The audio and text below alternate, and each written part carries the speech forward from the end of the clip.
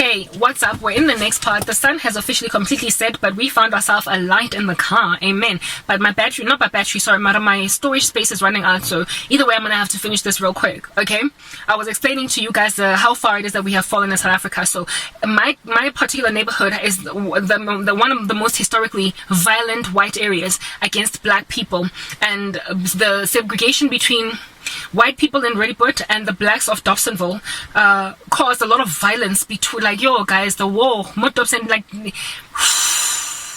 yes, like the violence that happened in the days of apartheid in this area, in that highway, that division between them and us, like white people who are very, very racist, the Afrikaans, and the black folk. It was just bad. It was carnage, no discretion, whether they're children, like Hitler. They were very Hitlery, extremely Hitlery. Exterminate the Jews. I don't want them as a workforce, even though initially he started out that way. I just want them gone.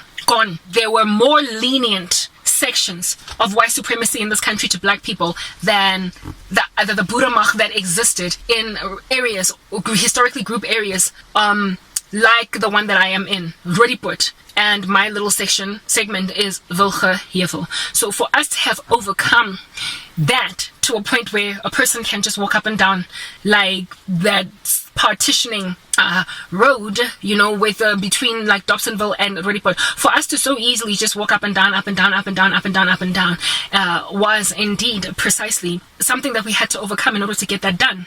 There is no longer that level of insanity in the country, no longer that level of murder, and there's also no longer that level of racism in Roodepoort that there used to be. It's richly teeming at the folds now today with a whole bunch of black people, and white folk are like not even trying to like bend over like a contortionist artist complaining about it. So we conquer one beast, one monolith, one strongman, and then we encounter another one called the power cut crisis.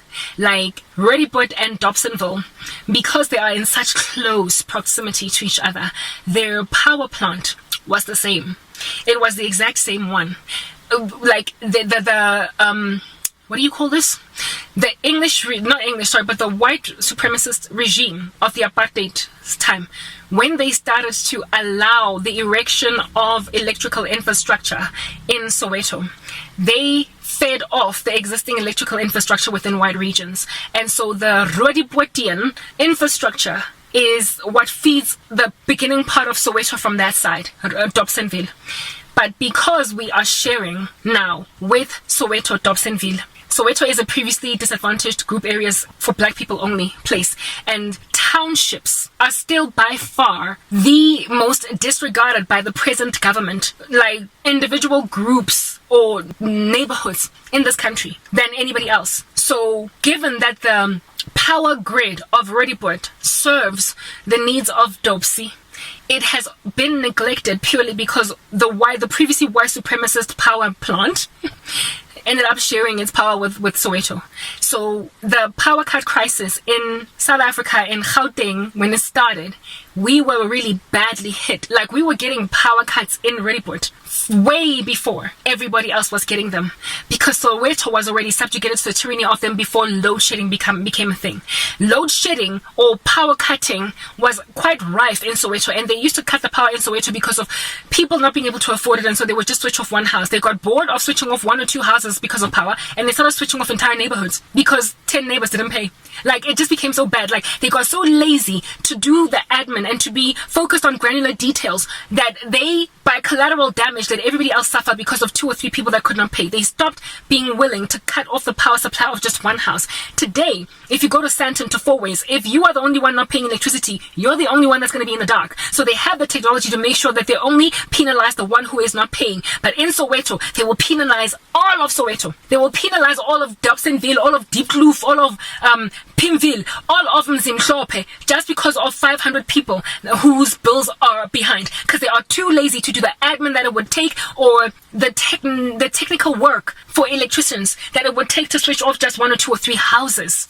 Because that is like maintaining. You literally have to maintain some system that is very unique per house. They want a ubiquitous system that's just going to blanketly apply to everybody on a very remote level, like, you know, an automated system that's just going to switch everything off at the same time or switch it on all at the same time. They don't want to have to focus on individual houses, because that means you're gonna have to hire manpower, like an actual man who's going to either put a switch down for one house, or a system that is so sophisticated that it's going to know to switch off only Mr. Mazibugo's house, because he's the one that's not paying. So what they're doing is refusing to upgrade the software that is of that like sophisticated nature to switch off just one man's house, and so they're switching off everybody. However, we share a power grid with the Mazibugos of Dobsonville, the Ndlovus of Dobsonville, and because we share it with them, we were among the first to just be endured through like just these like harlotrous power cuts before the whole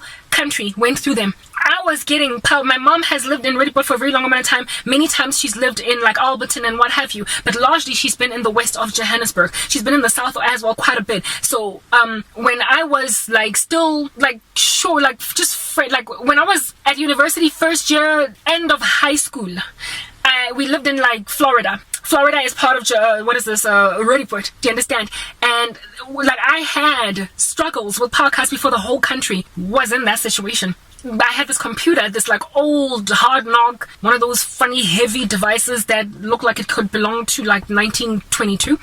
I had a computer like that at home that was like literally a hand-me-down that was given to my mom after quitting one job, and she just was able to leave with like a whole computer that plugs into a wall. And I used to do my assignments at Wits on that computer. I remember one time I submitted my assignment a day late because power got cut while I was still writing my assignment. Thankfully, I had saved about 75% of it, but the remaining 25% that I was literally just pressing save in order to now put it on my little floppy disk. No, not memory card.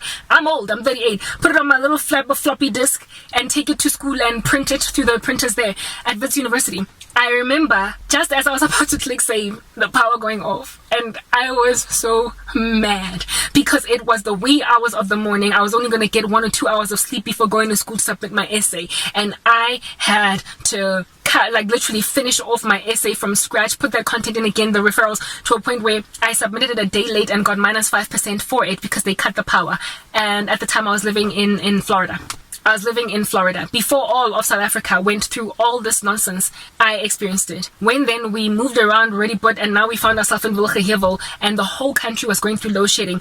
We were starting to go through load shedding. I went through way more load shedding than like my friends could relate to, than everybody else could relate to. It started really badly here, and the reason why it started so badly in my particular neighborhood was because we were too attached. We literally kissed a previously group area that is for black people, and the our black government was like literally backward enough to say, I'm sorry, Roodepoort, you just so happen to be kissing people that we are not even trying to cater to, despite now being a new like South Africa. So people in Roodepoort have been going through this way longer than everybody else because they kiss Soweto, and their power plants had to feed the situation in Dobsonville. And so therefore, when they correct issues or lack thereof, when they service, they literally have in mind that this is the Dobsonville people. I'm sorry, you guys sitting in Roodepoort, that you are collateral damage, but at the end of the day, you're not even the wealthiest white people in the country, so I'm sorry, just take it. So Roodepoort has been going through this. Like, if anybody at all has lived in Roodepoort for more than 10 years, they will know that we were among the first beneficiaries of the black government's indiscretion. So why these power cuts are a travesty in my particular neighborhood, and why this like reverse gentrification of my particular neighborhood is such a travesty is because this neighborhood of mine has conquered historical things that made this nation very rough to live in, and in conquering them they have been now subjugated to the tyranny of the same segregation and the same racial disparity that dwelled in the days of apartheid, albeit the individual people on the ground no longer walking in that state. Soweto is racistly undermined in these power cut crises, in these power cuts that are wreaking havoc. But the racist regime against Soweto is no longer the white supremacist government. It is the Uncle Tom government of this country, the black government that is so pro serving the needs of only genteel areas or gentrified areas of the country that they will completely disregard black neighborhoods, because apparently black people, a large portion of them, are so poor that they don't even pay for electricity anyway, so let's just switch them off. Next part.